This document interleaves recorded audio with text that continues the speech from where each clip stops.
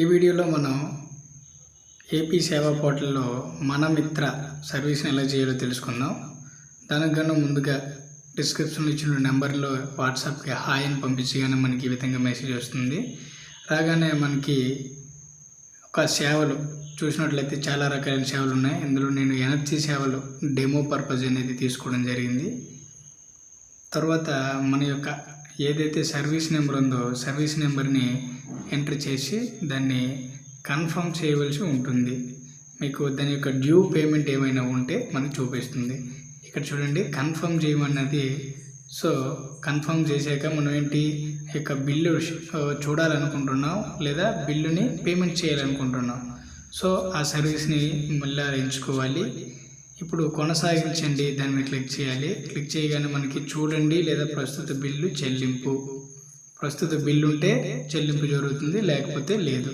చూడండి, ఇక్కడ ఏ రకమైన బిల్ అనేది చెల్లింపు దీనికి లేదండి. అంటే ఆల్రెడీ ఇది యొక్క సర్వీస్ నెంబర్కి సంబంధించి పేమెంట్ అనేది ముందుగానే చేయడం జరిగింది. సో మనకి ఈ యొక్క ఇన్ఫర్మేషన్ కూడా చూపిస్తుంది. చూడండి, ఇక్కడ ఏ రకమైన ఇన్ఫర్మేషన్ లేదు. అయితే సో మనకి ఉన్నట్లయితే మనకి ఎంత పేమెంట్ అనేది కింద వస్తుంది. దాంతోపాటు మనకి యూపీఐ పేమెంట్కి అనేది రీడైరెక్ట్ అవ్వడం జరుగుతుంది. కానీ మనకి ఇక్కడ ఎటువంటి పేమెంట్ బిల్లు డ్యూ అనేది లేదు. సో వేరే నెంబర్ కూడా ట్రై చేయడం జరిగింది. సో ఇది మంత్ స్టార్టింగ్లో కనుక ఆల్రెడీ ఈ యొక్క నెంబర్తో పేమెంట్ చేయడం జరుగుతుంది.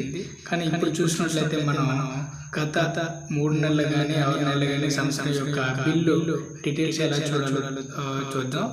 సో దానికి గాను అక్కడ చూడండి, మనకు సర్వీస్ నెంబర్ ఎంచుకొని కింద నుండి 3 నెలలు క్లిక్ చేసుకున్నాను. నేను 3 నెలలకు చేసి సో కన్ఫర్మేషన్ అనేది జరిగింది. సో పూర్తి అనే ఆప్షన్ మీద క్లిక్ చేయగానే మనకి రిక్వెస్ట్ అనేది సెండ్ అయింది.